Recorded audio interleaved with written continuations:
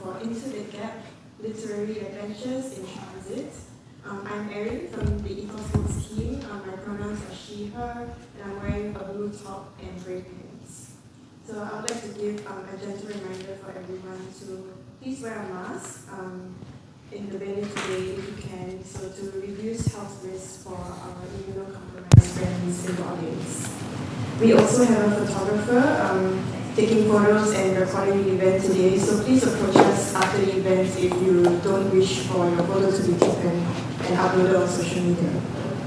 So now let me begin by giving thanks to those who made this event possible, to the organizing team at Singapore Heritage Festival, National Museum for this lovely venue, and sign language interpretation and speech-to-text interpretation by Equal Dreams. So you can scan the QR code to access the live speech-to-text interpretation, or you can access it at tinyurl.com/stti-ethos. The panel will have a 45-minute conversation followed by 15 to 20 minutes of Q&A. So if you have any questions, you can post them on Slido using your phone. There will also be a QR code later for you to scan, or you can go to slido.com/into-the-gap. Or you can also just raise your hand and we will take your question later. So now I'd like to introduce our panelists. We have Anne Ang. She's a literature educator and published writer, best known as the author of Bang My Car. She's a co-editor of literary anthologies, Poetry Moves, and Food Republic, and also the coordinating editor of PR&TA, a new peer-reviewed journal of creative theory and practice in Southeast Asia.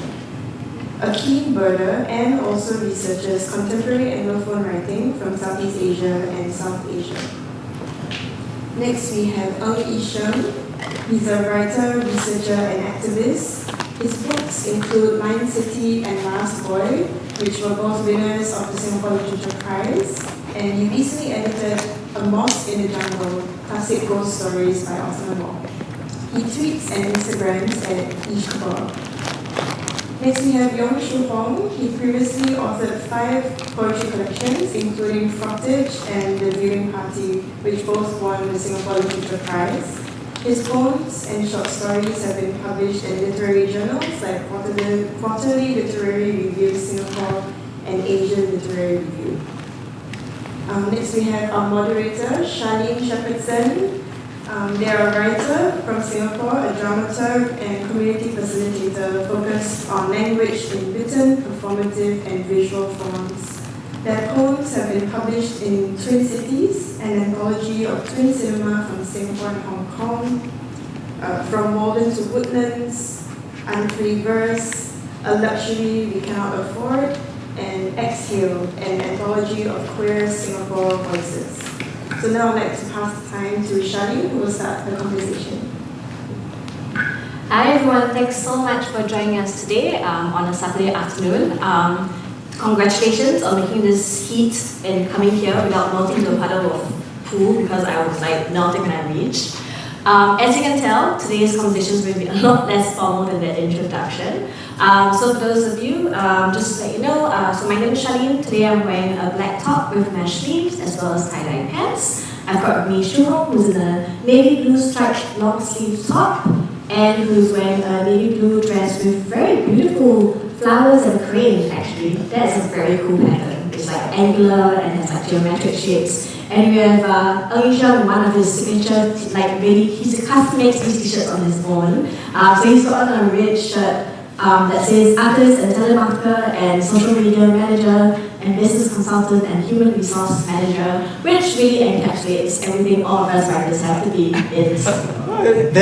They were what the Sunday Times reported as the 5 least useful like careers during the pandemic. During the non-essential debates. Yes. So before we start, I would like to first apologize for the upcoming traffic jam of puns that you will get throughout this panel, which will be bombarded with as they move me. Yes. Yi-Sheng's very used to this by now. But I think the other thing I also wanted to do is, because today's panel is about transit and transport, what we'd like to kind of start with is for you, all of you, including the panelists here, to kind of close your eyes first. And what I want you to do is to kind of reflect upon your journey through this panel. As I said, it was a really hot day in Singapore today. So you can close your eyes or stare awkwardly at us, that's fine. I want you to think about what forms of transport you took to get here. Right? Who were the people you met along the way? What was the soundtrack of your journey? Was it music that you were playing? The click, click, click of heels? Children screaming? Were you part of a regular routine as you came out this Saturday?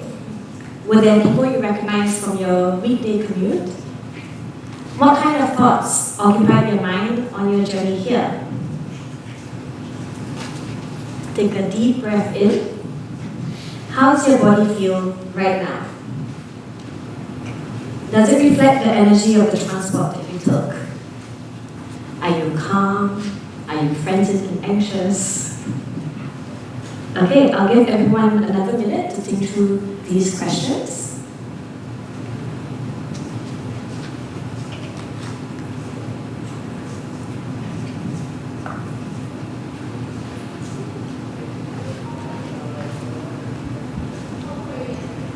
Okay, so let's open up our eyes. I think one of the things that really struck me in the pre-discussion with the writers was something that Yi-Sheng said at the very end of our email thread, which was, as we were thinking of the questions, I think one thing that we haven't really covered is on the magic of transport.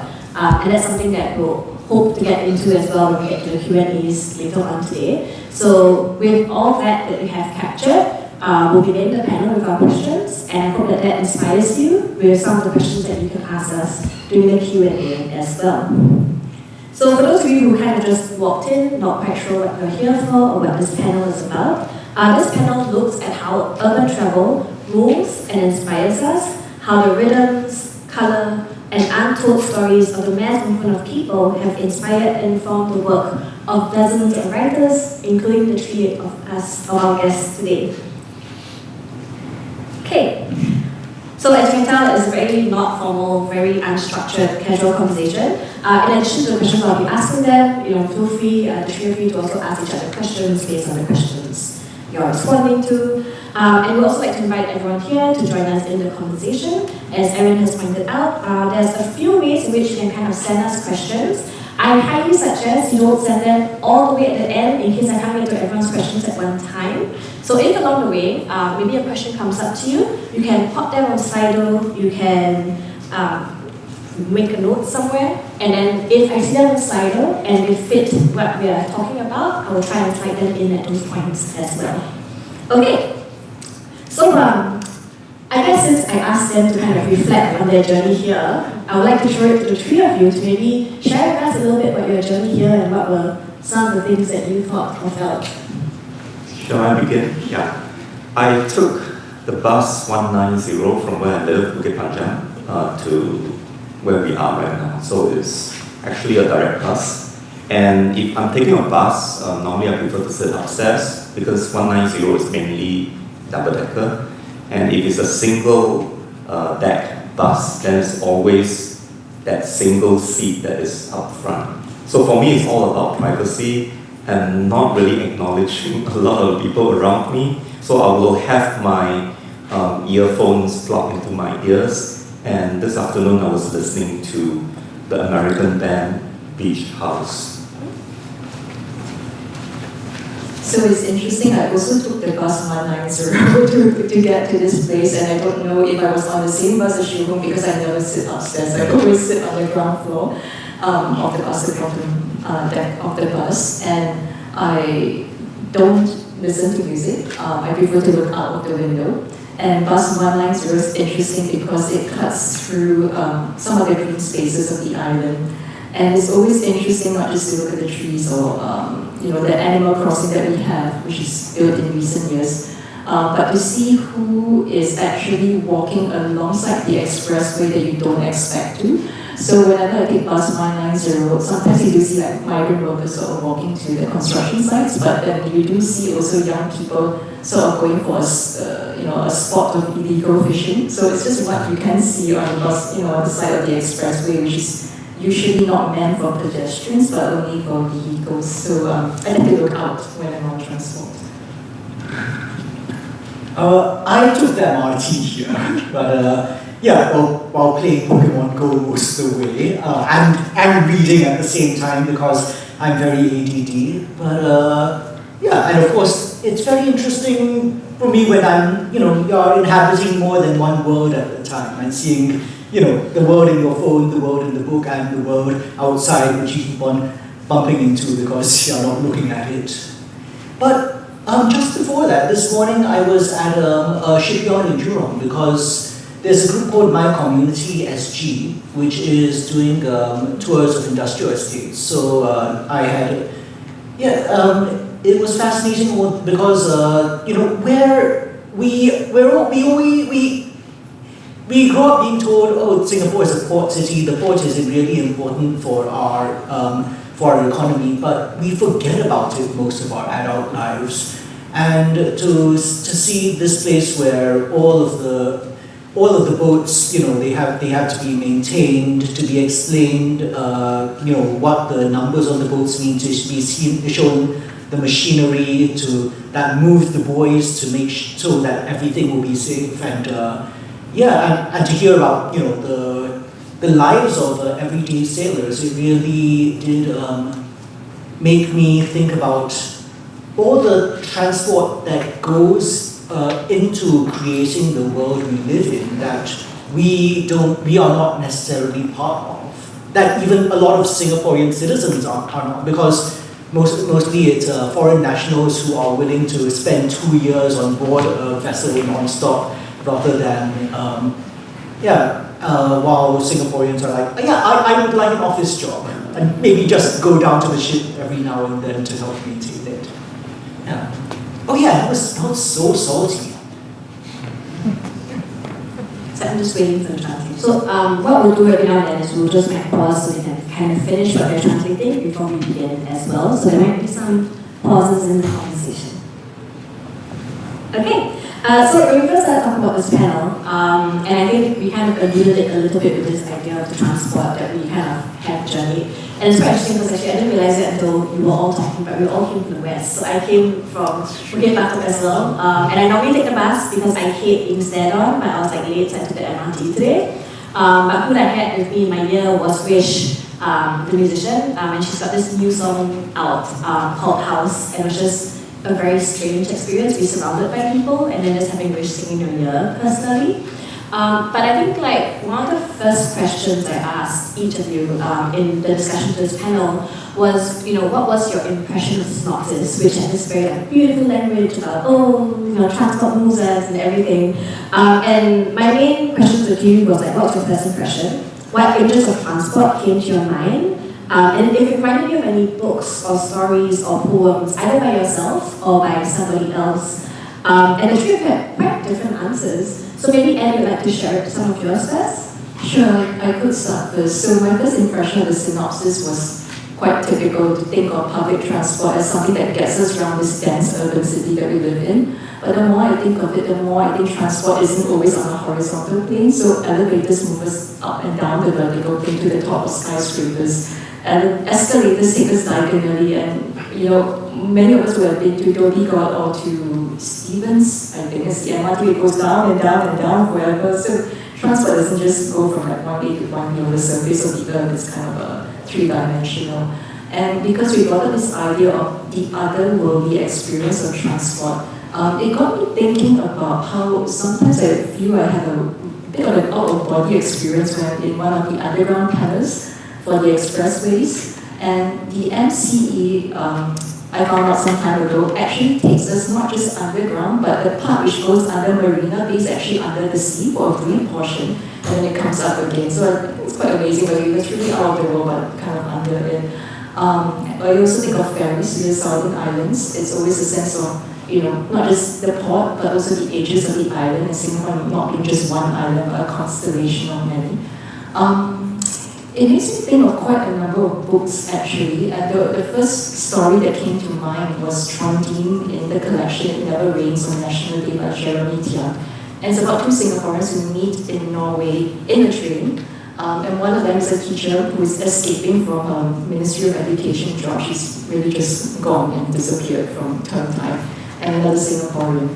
And there's also another book that came to mind, not book, but a long poem called FMSR. It's the first modernist Singapore poem to be written by, he wrote it under a pseudonym called Francis Teo, and his real name was Teo Poling. And our kind friends at Ethos Books republished the long poem in this book called Finding Francis. And his real name was recently rediscovered in 2015. You can find this at national libraries, all over Singapore. So this is like the first big poem about Singapore was written about a train in a train. So transport. Just a couple more things that came to mind. There's actually two maps. So there's a map of the MRT that locates different poems written around Singapore at each of the stations. I think our good friends will put it in the sort of transcript later. And just the last weekend, I was at Kevin Martin's Wong's Christown talk, where he translated the whole Mass Rapid Transit map into Christown. So there's a sort of poetry of his own as well to have places being in between languages too. So maybe for those in the audience, Christown is also a Eurasian Creole. So it's a language that Eurasians used to speak, and it's one of the major languages in the world. And Kevin Martin Wong is a writer and scholar who's kind of part of the movement to, and he's a linguistic scholar, and he's part of the movement trying to revitalize the language as well. Okay, so that's quite a lot to unpack. Yi-Sheng, you also thought of FMSR. Do you want to share some of your impressions as well of the synopsises? Yeah, it's strange looking at the synopsis because it makes it sound like, writers are really fascinated by transport, and I don't think we are particularly. Because when we go like, I want to write a poem about someone I love, I want to write a poem about my crippling depression, we don't usually say, I want to write a poem about, public transit. But it just creeps in now because it's, it means a lot of different things. There is a great, the in-betweenness of a moving vehicle. It means it's, even if it's just an ordinary MRT ride, there's just this tiny opportunity for escape from the everyday world that it gives you. And so there's romantic stories that have been written about this, Catherine Lin wrote a novel called See You on the QE2 about finding romance on the cruise liner Queen Elizabeth II. There's also horror stories, like Othman Wok, the horror writer I was editing, he wrote about, ghostly ships, like the mystery of the SS Jurita. He was of Orang Laut descent, so perhaps that also influences fascination with ships and the uncanny. And there's, and also more recently in Epigram 2022, Fright Anthology, there's an Teo Kai Siang's Untitled Train story about the strange things in the MRT system that just, that not only disappear people, but also all the records that they existed, so we don't notice them going. But there's also a lot of, there's a lot going on. Anne talked about FMSR as a historic work of transport literature. There's the poet Situraj Wanraj told me about an 1893 Tamil poem called the poem of the most exciting horse race, which is actually it's an 18-page poem from 1893. Only a couple of verses are actually about the horse race, but it's principally about a southern Indian couple coming to Singapore by ship and seeing all, riding through the streets, seeing all the things and describing them, even seeing the Japanese prostitutes in the street and being fascinated by all that they see, because this is a new world that they do, and at the end they find this home. They move in and it's a happy ending. There's also, with the whole idea of transport as representing the new, you've also got that in the 1980s with, there's a Chinese Xinyao group that actually called itself Yi-Sheng, the MRT, because they were like, yeah, we're young, we represent the new post-independent Singapore, we're like the MRT. And also that strange romance of older forms of transport when we think about them. Like when I was doing research on my novel about pre-colonial Singapore, I found several songs called Lancang Kuning, which means the golden boat, the golden yacht. And that's literally the name of the ship that Sanla Utama sailed when he came. His wife came in a silver boat. And yeah, I mean, sorry, I'm taking up too much time, so I'll move that.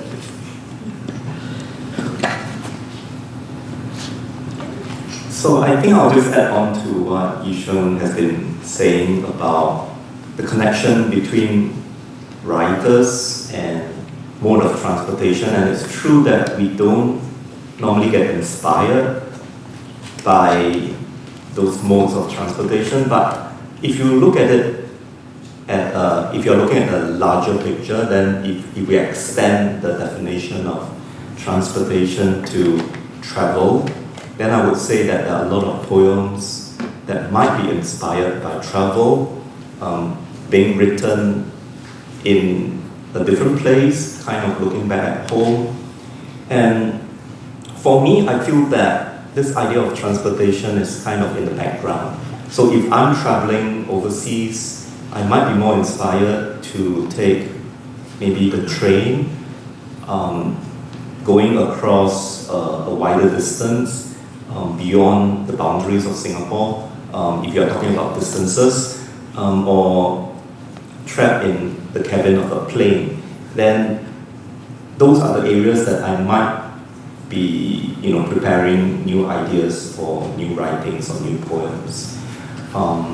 But I think there's something about buses that I like. So in Singapore, if you talk about distances being relatively shorter, there's also that very calming kind of rocking motion, which also reminded me of a book that I've read in which a Pulitzer Prize-winning author, Robert Olen Butler, once said in a non-fiction book about writing that he used to work in the corporate world, and during the daily commute that he does at that time between his home and to his office, he will be taking those local trains, and there is that rocking movement, right, which puts him into this habit of thinking about stories and maybe taking down notes, so much so that the rocking motion has become ingrained into his physical being, that he almost feels like he needs to install some kind of machine to physically rock his writing desk so that he can kind of stimulate that writing condition to create new ideas and all that. So that makes me think about the very physical type of connection between modes of transportation. It's kind of in the background, but we kind of feel it, and the kind of maybe invisible linkages that we might be subconsciously be influenced by all those things that we are kind of stuck in the seat of a bus or on an MRT train. And one of the things that come to mind in terms of book titles is this anthology that I have edited way back in 2017, I think. And this is part of the Buy Singlet campaign. And this is a very portable size, right? Somebody like Yi-Sheng can hold it in one hand and still be able to stand on an MRT and still be able to very elegantly flip through the pages like that. But the cool thing about this is gathering Singapore writers to write something that's inspired by this transportation theme. And it's called Here, Now, There, After. And this whole idea of moving from point A to point B. And the cool thing is also it used to carry this transit link card or the Easy Link card inside, so they can actually use this to tap on those readers, and you can actually it used to contain that $5 card. So this is a copy that I managed to salvage from somebody. I hope she read the book because the card is gone, yeah, but the money is gone. So I guess that's another way books can touch readers as well. No, I was the only one that saw that. Okay, never mind. But I think what you said has brought up some very interesting kind of different strands of conversation. They're also quite separate, so let me try and organize them in a way that we could talk about. I think, Hoong, what you talked about the bus being a very unique form of transportation also kind of reminds me about buses kind of giving you a way to kind of have a cross-section of the city. It reminds me of like when I travel, for example, on the first day, I usually look for the longest bus route that will kind of take me from one point to the other, and I'll just sit there and kind of like explore the different countries, like the different places, stop at different spots and hop back on. But that kind of makes me think about how traveling through a city or traveling through a place, like we tend to also be kind of voyagers, and we're kind of like voyeurs, like looking at it as well, right? Which also kind of made me think of Yi-Sheng. Maybe you want to talk about it, but you have this Twitter project that's like reading the train. And maybe like what inspired it and what gets you, like, because you're still updated, it's been going for quite a while. Yeah, but I'm trying to remember the journalist who started it. Okay, but like she got her inspiration was a project called Cover Spy, which was in New York, looking at people who were reading specifically physical books on the train, to say, because they felt in the age of e-books, this person felt that physical books were dying, and this was a way of like commemorating what he saw. The journalist was called it #SgReads, and it created the format. I think gender, like title, author, gender, description of what the person, age, description of what the person was wearing. So that was what I was doing as well, and it is, but an angry, non-binary person need to like convince me to stop assuming people's genders. So, but one interesting thing about the Singapore experience is how many languages you see. I mean, there's, I think I've noted like,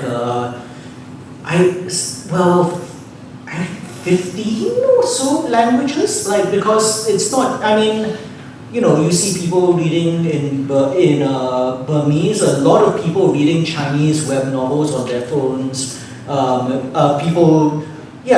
people reading Buddhist sutras with, in Pali with like with the sound out. I mean, there's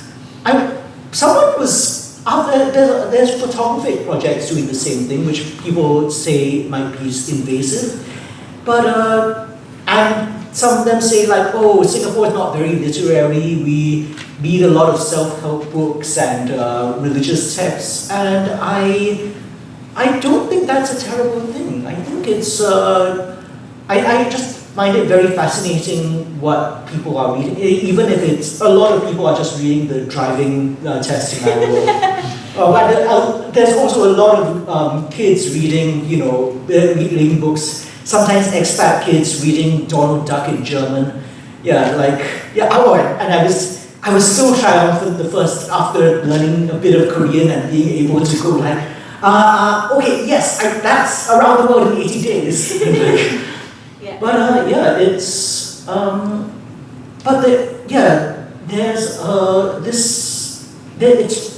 it's it's quite actually going back to the theme of transport. That is something it's quite wonderful how the fact that Singapore has got good enough infrastructure and a cosmopolitan population means that it's the public transport is a place where people of a lot of different racial and class structures meet and kind of encounter each other, sometimes uncomfortably, occasionally in violent ways, but in an interesting way, which I think I've realized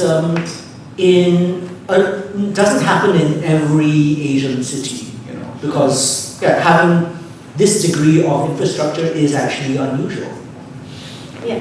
No, but I think it's also very interesting because I think in Singapore, where we're so busy and we want everything like that, right? Transport is kind of like the forced rest point that we kind of have to occupy, or the buffer point between spaces, right? And I think that's something that Anne will kind of elaborate on, maybe in your work as well. Yeah, in that sense, I mean, I was thinking of the opposite extreme because Yi-Sheng, you sorry? No, you deliberately sort of wonderfully observe what people are reading on trains, but most of the time I feel, I think Charlene mentioned this earlier as well, when you're trying to get from point A to point B, you almost want to take yourself out of the experience and you're just waiting for the journey to be over, and so you're reading that book and you are somewhere else. What the cost is, it's weird. The more I think about this whole transport thing, the more it seems a little warped to me that you are this body that is stationary in that machine. The machine moves, but you don't move. You sit there and you wait, and then you come out of that machine. And it's a weird sort of time travel in a way. I didn't realize that I was writing about transport till I had to do this panel actually, and I looked at my own work, and I realized that a lot of it has to do with states of being present but absent at the same time. The idea of being liminal. So in between here and there, as in you're being physically transported, but also sort of emotionally, psychologically transported elsewhere. And I'm also thinking about Yi-Sheng's observations of people who are reading unexpected forms of literature that may not be fiction, but may be spiritual in that sense. People who are praying on public transport, people who are meditating on public transport, being transported in other ways. I think that's important to think about as well. Like what space you have created for yourself as you participate in this collective endeavor of movement around the island. I think this idea of being in transit is quite interesting because I'm a Christian, and whichever religion that you are having, there's always this idea of being in transit, like how much do we hold on to in this world? Is this the final stop, or is there somewhere else that we are heading towards? And of course, this idea of transit is also applicable to this idea of travel, being between stations, between different countries or cities, and how do we navigate and so on. So for me, I have done a lot of travel poems to the point that I almost felt like I should stop writing travel poems. But I've just launched a new collection of poems yesterday involving 3 other writers. And we are really taking this idea of writing and travel to the extreme, having 4 poets going on this trip to Scandinavia, and then having this writing game, which is an exquisite corpse writing game in which we write a poem and then we pass on the last line to the next writer to write the next poem using that line as the starting line. So we do it based on a Butler sequence, and we have a morning shift and an afternoon shift. And then you can imagine how stressful that can be. Sorry, that's so Singaporean. I know. Not to mention the fact that we rented a car and we had to drive, and some of us were navigating and we were being accused of not being good navigators.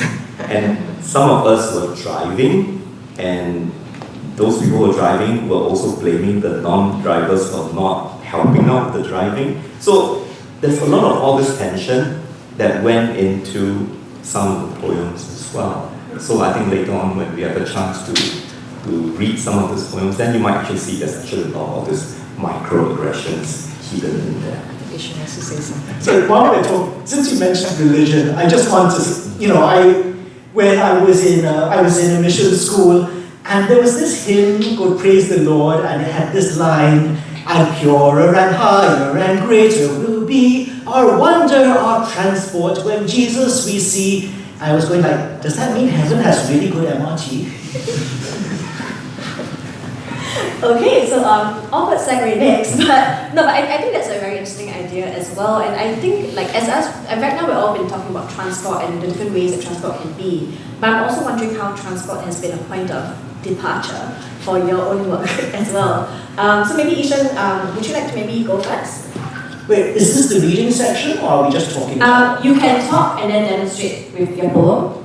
Okay, the most obvious examples were as part of Singapore Rhymo, Singapore Poetry Writing Month, when we were literally told, oh, write a poem about an MRT or LRT station, write a poem about a bus route. I got quite a good poem about the Route 61 going home from the Tanjong Pagar gay bars to my house out of that.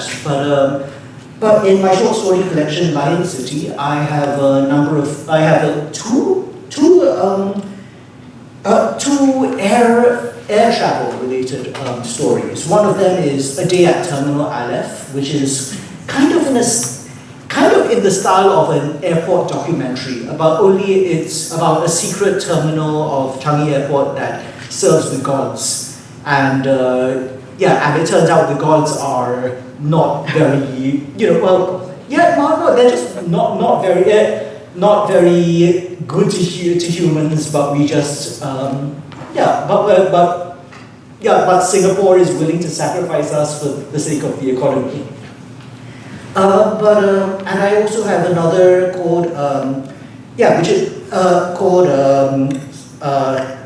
just Harbour, and that was inspired by the fact that Amelia Earhart, on her final voyage around the world, she stopped by in Singapore, and she actually praised the new Kallang Airport as one of the most beautiful airports she'd been to in the world. And I was imagining, well, what might her one night in Singapore have been like? Speaking of air, the poem we decided to share today, I wrote it in 2011 for an event called The City Limits, a spoken word thing. Yeah, Charlene. That was the first time I met Yi-Sheng, that's how long ago it was. Does this clip on? Or yeah, can I just... I think you can clip. Okay. And then test. Okay. Sounds good. Yeah, so the poem is also called The City Limits. It was an opening poem, and I was dressed in a red sarong kebaya, which I've lost since then and probably might not fit into anymore. It goes like this. Dear passengers, we have now begun descent into the city.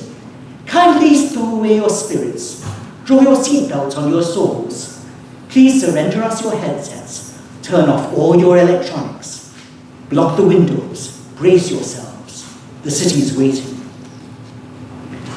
The city lies below Ethos, sprawling like a mutant coral.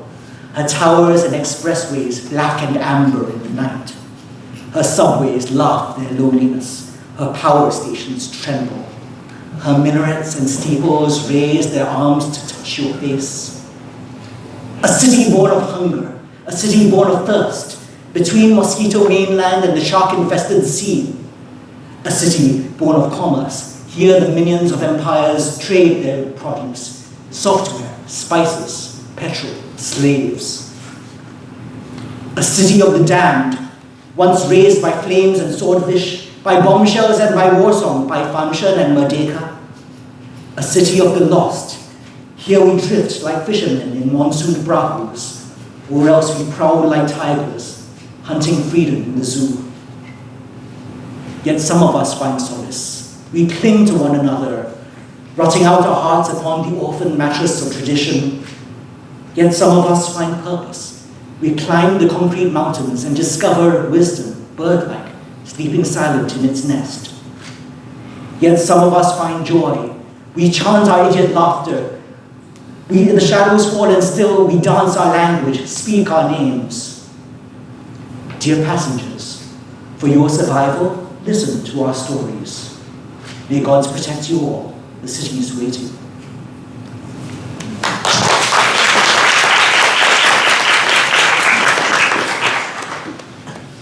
Thank you so much, Yi-Sheng. I think what we'll do is we'll go over to Hoong, because you mentioned the book that just got launched. It's a collaborative book, and the three writers. Actually, do you want to explain the book and introduce the writers, and then you can give us 2 or 3 poems for that? Yeah, this book is called Liminal, and it's a place within the city of Malmö in Sweden. I think the title translates into little square, and that's why the book is actually in a square format. And the other poets would include Heng Seok Tien, To Sian Men, and Yao Kai Chai. So 4 of us, we did this trip in 2007. And it's been a while before this book came out because there were attempts earlier on to publish a bilingual version with Swedish translations. But when that didn't materialize, the matter was further complicated because a couple of us actually had those poems that were written on this trip published in our own solo collections as well. But this time around, all the poems are collected in the sequence in which they were written, and maybe the preferred way for these poems to be enjoyed. So I'm going to read a couple of poems from this book and see whether you can detect any sense of tension in poems. The first poem that I'll read is one that's called 7 Sins. And it made a reference to this place called Älvstina, which is basically the Swedish version of Stonehenge, where there are some mysterious formation of stones being arranged in a particular format. 7 Sins.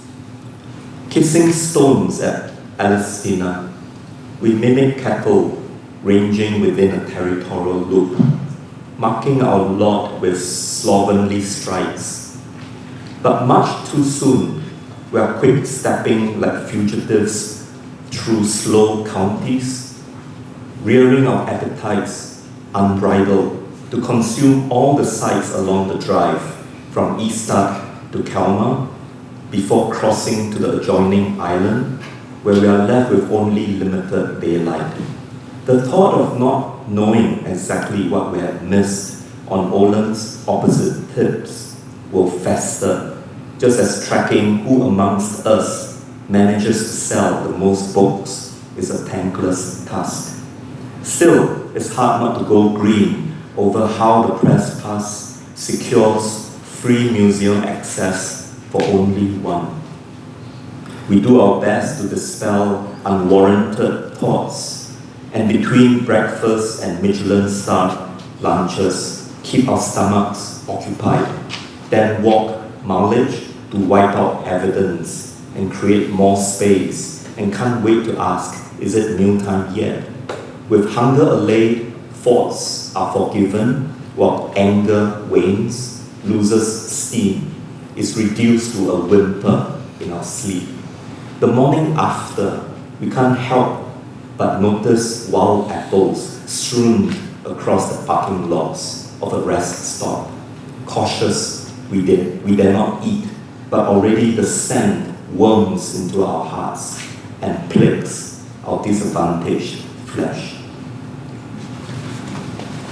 The next poem is one that's called A Study on Bare Bones, and it is inspired by a visit to the Vasa Museum, in which there is this huge Viking ship that was salvaged from the bottom of the ocean, I think. And the entire museum was wrapped around this Viking ship.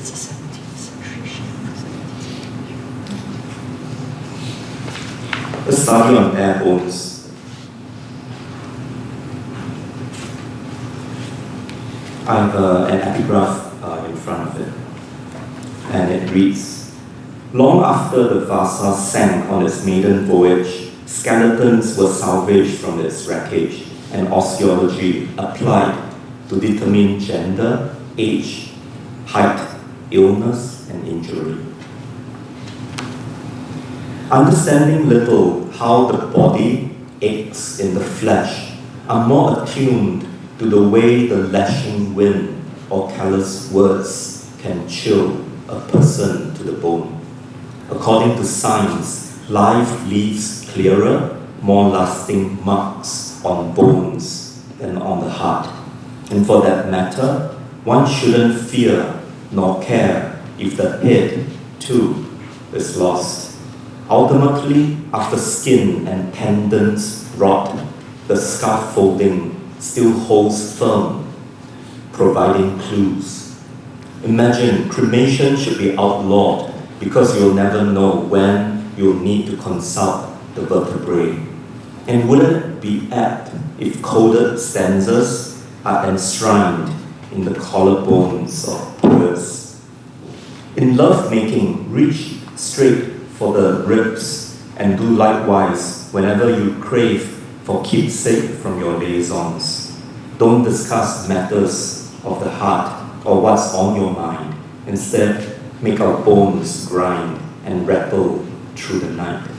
By contrast, in quiet or desperate times, we listen to ancient wisdom resonating through the corridors of our ivory tenements and let prayers and intercessions ebb and rise from within the marrow where our souls reside. Thank you. Thank you very much, Yong. I think we'll go over to Anne. If you want to add, I guess, anything else about how transport informs your work, and then go into your poems. Sure. I think I mentioned earlier that a lot of my work has to do with states of absence and also transport or transformation in this sense. And so I'm going to read from my first and only collection of poems called Burning Walls of Paper Spirits. And there are 3 poems that I'll read. The first is called Tidal Train, and it's a poem that was inspired by that stretch on the MRT between Kranji and Marsiling. And if you look at the MRT map, you notice there's a ghost station, there's a planned station that was never built.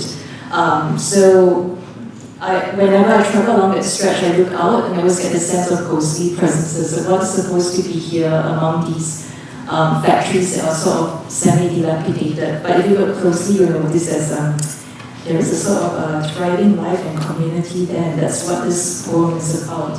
So, Tidal Train. Down the broad fish valley of the northwest, the train cuts brightly.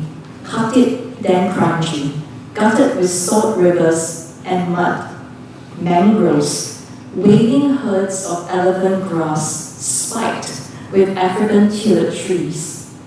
Other continents banked against the tropical seabed sky. A storm drain, now the first glimpse of buildings like thunder. Cranes, rusting zinc roofs, factories, work that belongs to someone else. The shadow of the train, a new wall to unfinished scaffolding. The builders board at the next stop, unslipper their feet and make a kampong of cell phones and voices. The sun is bright through irrelevant windows. The next poem that I want to read has to do with a sea journey, a ferry journey that goes into one of our southern islands. And the title is called Balik Pulau, which is usually meant and understood as returning home. But in a way, going to one of our islands outside Singapore brings us back again to a sort of time before we had this sort of urban space that we all seem to can't get out of. So, Balik Pulau. Over the sea, the sky is never quiet. We are always building in these islands. The way a tugboat in its slow wake finds its road upon the waves. Out here, our ears knock upon the wooden hull of the wind. Our lives sail on, ever so slightly over the water in boats folded from waxed brown paper. Above the laced morning, the moon sits, a wet receipt. The last poem that I'm going to read is a travel poem, sort of drawing linkages there with shoehorns.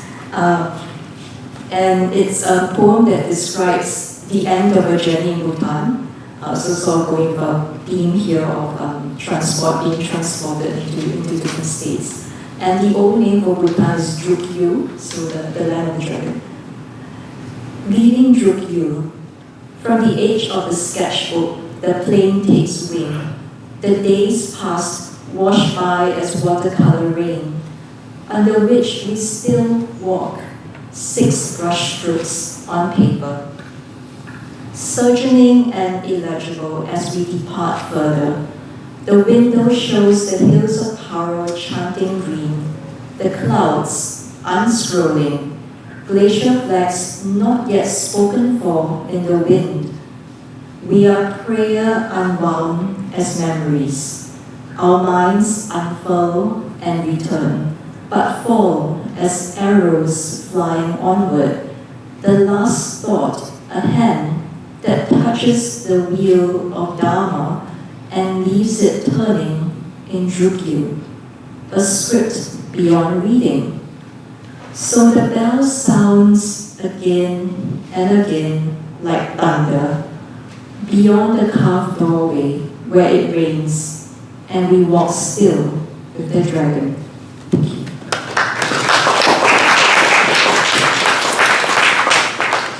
Thank you for all your sharing, everyone. So I think at this point we're going to start opening up for the Q&A. We've got a few questions already, and maybe just as I guess FYI for the audience, we did start a little bit late, so we'll end 5 minutes later, just to try and accommodate any live questions that you might have as well. So I think first up, just to, this is actually not a question, but an answer to one of Yi-Sheng's questions, which was like, who was the journalist who did the SRTV thing? And SGV is actually Corrie. Yeah, so just credit to her for starting it. So one of the questions that I thought was very interesting is, if community spaces bring about stories, would you say that transit is a modern successor to void decks because we're always busy traveling nowadays? Thoughts? Okay, void decks are an attempt to replace the kind the shared kampong space, the shared village space, village square, which people had, and so I mean, you could say that I don't think it's the same because if people have read the urban theorist Jane Jacobs, she talks about what makes a city really livable and wonderful is the fact that you have these places where people can bump into each other familiarly and get to know each other, like a New York street which is always populated 24 hours because of nightlife and a day life. Yeah, and I mean, there are some similar things that happen with the unexpected meetings in an MRT carriage or a bus. I mean, during a commute, you will see similar people, but it's not the same. I don't think there is the same placeness, the same sense of anchoring that you will have compared to, say, a void deck or a town square.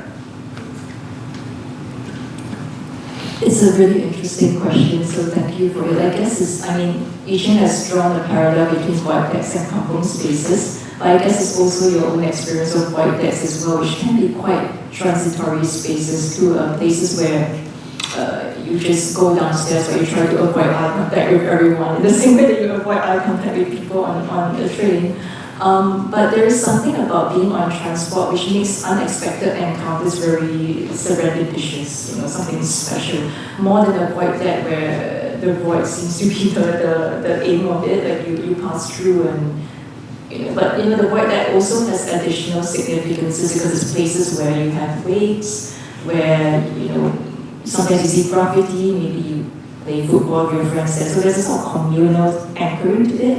Whereas on the train, it would be, maybe you do see regular faces on your commute, but somehow I think people are just a little more careful of getting to know people on transport. People want to play the role of a stranger on transport. I think that's a sort of unspoken rule of the city. If the void deck is being compared to kampung spirit or something that evokes kampung spirit, then I feel that it's actually a little sad because of the term void deck, right? Which actually reeks of like emptiness and blankness. So I don't know about that space. I know it's being used for different purposes. Sometimes you can have a grocery little convenience store. Sometimes you see people playing soccer, or I think maybe that's against the law. But there's also like different things that you can do in the void deck. But most people, like what Anne is saying, they use it as a place to kind of weave through the different blocks of flats without getting hit by the rain or by the sun. But one mode of transportation that we haven't really talked about is this mode of walking. And I went to this exhibition/film screening by Singaporean filmmaker Tan Pin Pin, and that particular installation is called Walk, right? That's interesting because in that particular documentary film, you will actually see people making friends because they go on their morning walks on park connectors and rail corridor, and maybe those kind of routes or passageways that people make use of, not so much for transportation, but for leisure walking, which actually technically you can actually move from point A to point B, but those are actually areas that could be quite communal, I suppose, and you can actually meet people doing the same route every morning, for example, and there might be some possibility of interactions. And I believe that walking might also have this linkage to the process of writing as well. Because sometimes I do think about my writing when I'm doing my walking through nature parks or park connectors. And this whole process of walking, not so much for function, but a little bit aimless, because the whole purpose is just to walk and to use that as a form of rhythm to kind of free your mind into thinking about some of your creative pursuits beyond what your daily concerns might be. And I think that that process of walking might be interesting to also delve into a little bit. That's very interesting because there is a question here about trails and hikes, so it's in line with that. I just make one. Sorry, I'm just going to add something very quickly because this thing about walking is a form of transport in which you actually move yourself rather than walk. But I think this thing about the elevator that I mentioned, it actually quite significantly changes space. Whereas in the old HDB blocks, you wouldn't have the lift stopping on every floor. You have to walk through the staircase to get to a certain place. That creates encounters. But whereas now you take a lift, you pop out on your own level, you don't see anyone else. But I think you have a question, we have a time limit. Yeah. Oh, sorry, I thought you were pointing at someone. I was like, just pointing at the empty chair. Yeah, I think it's interesting what you say about emptiness, but I think emptiness can also be a positive. And I think, I'm not a peasant moderator here, but it makes me wonder if flats have void decks, then is the equivalent of void deck in transport, the control station or the station control, where people meet sometimes, they do transactions, they meet their friends. So I think going to this question that is about trails and hikes and also about space actually, so you both are like in the same vibe as this person. So grounded in Singapore, many of us have turned going on trails and hikes. I don't know who you're friends are, but I'm not. Can you share some of your surprising insights about Singapore as a space and about yourself? I think I can answer this question because I go on walks quite often. I think the interesting thing that I've been experiencing is that we tend to think of trail walking as somewhere that goes through a nature place. But recently, I think I've been rediscovering disappeared spaces by walking. And we're here in the National Museum, which is below Fort Canning. And we think that Fort Canning is the first botanic gardens, when the entire area actually stretches all the way to Dhoby Ghaut, where Plaza Singapore is a little sign that says Singapore's first botanic garden was actually there. So it's Orchard Road, but when we look at the name, we don't see the disappeared spaces as well. And when you walk on the incline that is Orchard Road, you actually are walking through a garden. And walking the physical layout of the land actually reminds you of what it was at one point.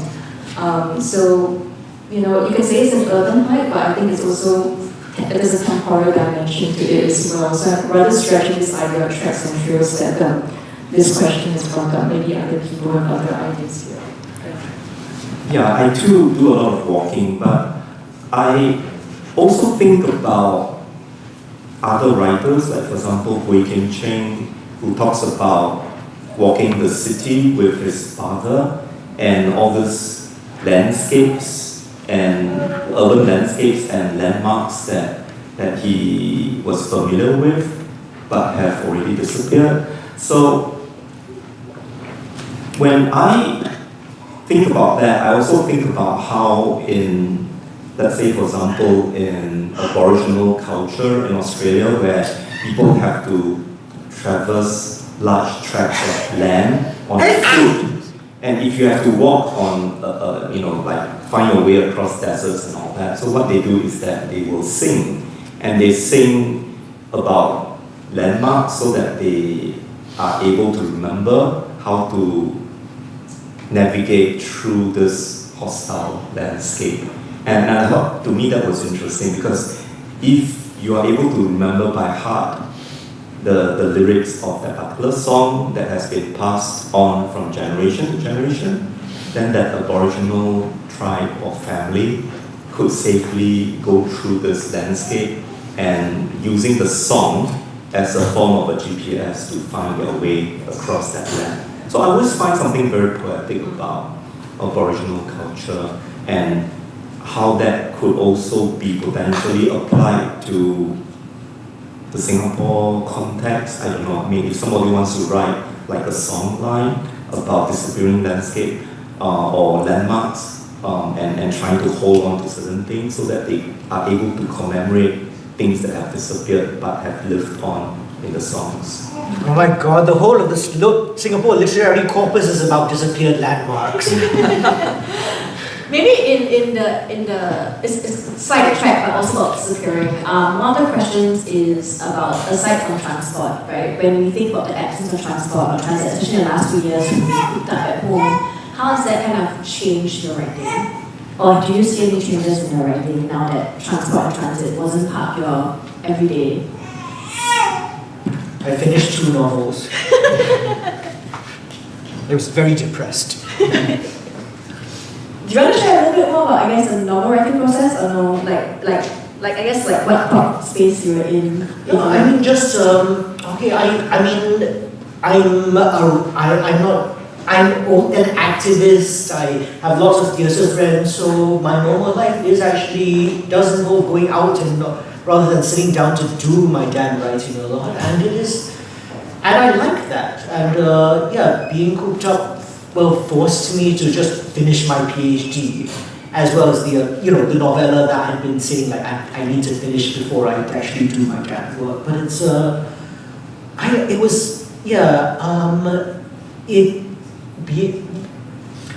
the immobility makes me sad, and I think it's I mean you would think that that books, they say like books and media make everything better, but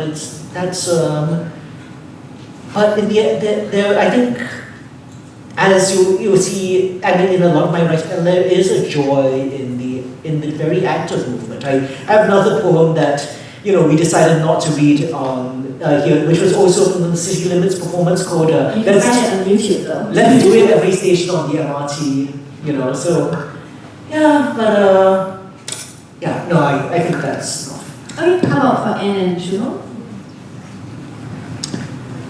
So I guess the question is about how the lack of mobility might also affect our writing as compared to being able to freely travel or move around Singapore, right? Actually, I have been quite productive during the lockdown period and also over this period whereby you almost feel like you have to compensate for the lack of activity so that you channel some of this energy that doesn't have outlet into more creative outlets, I suppose. But the thing is also that because during lockdowns, even in the worst lockdown, you can still go out and like buy food, or you can go out and exercise. So then you are not really taking an MRT to work or to or taking the MRT to the airport to catch a plane elsewhere. So I think the whole concept of moving around becomes quite different. And I remember during the worst period, let's say if one is down with COVID or during the worst period whereby movement is really restricted, then actually you're being locked up in your own place, and that is also a different experience, of course. And how do you make use of that in order to generate new works? I suppose the good thing is that actually the lockdown coincides with the 2020 Singapore Write More, so that also helps. And I think that was also a period whereby if I already have a few works in mind, then it's just easier to kind of channel your energy into those unfinished works that you finally find time to kind of work on them. This is a general point, but in the same way, the lockdown having forced me to be part of virtual communities as well. So even if you can't physically move, words travel across borders, words are electronic, poems get read, stuff still gets written. I think that sort of helped us survive the pandemic. Okay, I think we'll do one last question and we'll round off this panel. Before I take the question off here, is there anyone here who has a question that they would like to ask? Otherwise, I'll use one this time. Yes? Go ahead. Hang on, we'll pass you the mic. Can we? Oh, it's okay. Oh, it's more for accessibility. Oh, okay, yes. sorry. Great, thanks. Yeah, so everyone on the panel sort of reflected on transport being this kind of liminal space where you step out of your regular life. And it made me think, and Yi-Sheng's poem made me think about how whenever I'm on a landing plane, I tend to cry. And I was wondering if you could reflect on the emotions of arrival as well, coming out of that state of being disconnected from it. That was a really great question. Please don't hesitate to ask them. Yeah, would anyone here like to take it?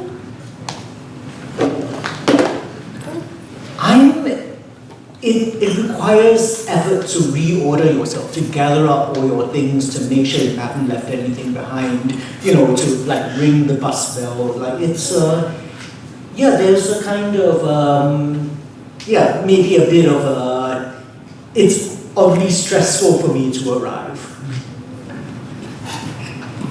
I mean, it's a great question because we always think about travel as departures and going, but the arrival and the coming is something that usually gets framed as arriving home and things like that, but I think there's something more there. For me, it's usually a sense of relief, a sense that the journey is done. At the same time, a sense that reality comes back again. So we talk about the liminal space, and there's a sense that I need to get on with things. And being on a mode of transport sometimes to me is a break from things. And sometimes I'm a little sad that the journey has to come to an end and I have to go back to real life. I think for a lot of us in Singapore, because Singapore is so small, we always emphasize on the leaving part. So we are always trying to get out of this place. So when we talk about arrival, of course, it can be the arrival in a new destination, which we will possibly call that our home for the next couple of weeks, if that is how long your holiday is going to be, and of course the coming back.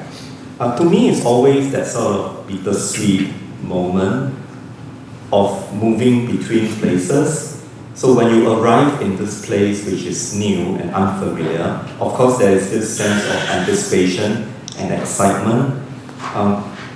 But for me, I always feel like I'm kind of torn, because when I'm in Singapore, I want to go out to other places. But when I'm in a foreign country, then after a while, I tend to miss Singapore and want to come back. So I think it also helps that I am currently staying in a place of my own, as opposed to when I was younger, when I was staying with my parents. Then that sense of coming back is also quite different. You know, the comfort of home and what home means. And if you have certain commitments and all that, I think it's also a way of coming back to reality, as what Anne is saying, and getting back into the motion of your normal daily life, I suppose. Okay, so with that, thank you all three of you for being a part of our panel. And thank you so much to the audience for being around and for waiting to stay a little bit after to enjoy the talk, as well as for all your questions and comments. If you're interested, some of the books mentioned during this talk can be found out there. You can also show the books that you can get out there, just so you can associate it with your business. Yes, yeah, you can get it out there if you want. I'm going to hand it over to Erin to do the closing remarks, and I guess any hashtags that if you're taking photos that you can share with Ethos. But yeah, thank you so much, everybody. Thank you.